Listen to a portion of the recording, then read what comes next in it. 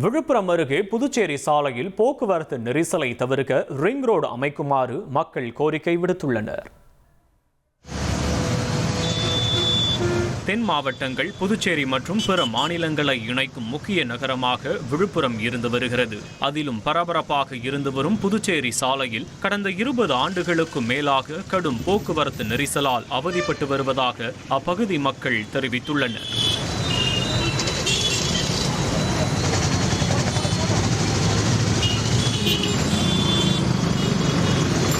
போக்குவரத்து நெரிசலிலிருந்து தப்பிப்பதற்காக ஒரு உயர்மட்ட மேம்பாலத்தை அமைத்தால் கண்டிப்பாக இந்த போக்குவரத்து நெரிசல் எனும் பிரச்சனையிலிருந்து மக்கள் விடுபடுவதற்கான ஒரு வாய்ப்பு சூழ்நிலை இருக்கிறது. பாண்டிச்சேரி ரோட்டில் அதிகமான ஸ்கூல்ஸ் இருக்குது. அதனால் ஸ்கூல்ஸ்க்கு போக முடியாத பேரண்ட்ஸ் ரொம்பவே போக்குவரத்து நெரிசலில் பாதிக்கப்படுறாங்க, விபத்துகளும் ஏற்படுறாங்க, அதிகமான உயிரிழப்பும் நடந்திருக்கு சார்.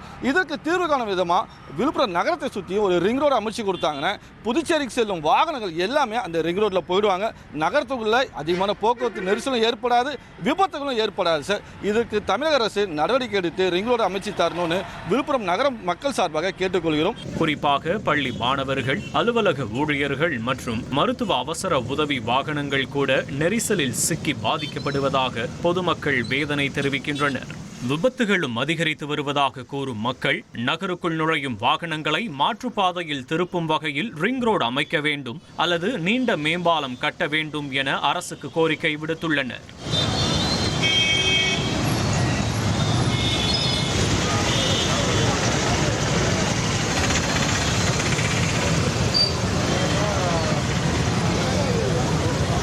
பொறுப்பேற்றிருக்கக்கூடிய தமிழக வெற்றி கழக அரசு இந்த விஷயத்தை முதல்ல முக்கியத்துவம் கொடுத்து இதற்கான நிதியை ஒதுக்கி விழுப்புரம் புறவழிச்சாலை, அதே போல் பார்த்திங்கன்னா விழுப்புரம் புதுச்சேரி, விழுப்புரம் சென்னை சாலையில் ஒரு ரிங் ரோடு அமைச்சு தரன்றது தான் மாவட்ட மக்களோட கோரிக்கையாக இருக்குது.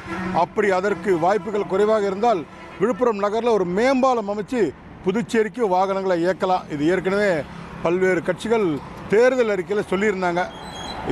பொறுப்பேற்றிருக்கிற அரசாங்கம் என்ன நடவடிக்கை எடுக்க போகிறாங்கன்றத பொறுத்திருந்து தான் பார்க்கணும்.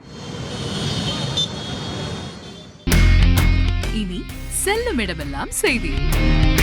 தந்தை டிவியின் வாட்ஸ்அப் சேனலை ஃபாலோ பண்ணினா செல்ல இருக்கும் இடமெல்லாம் செய்தி. இதோ QR கோட், இப்பவே ஸ்கேன் பண்ணுங்க, ஃபாலோ பண்ணுங்க.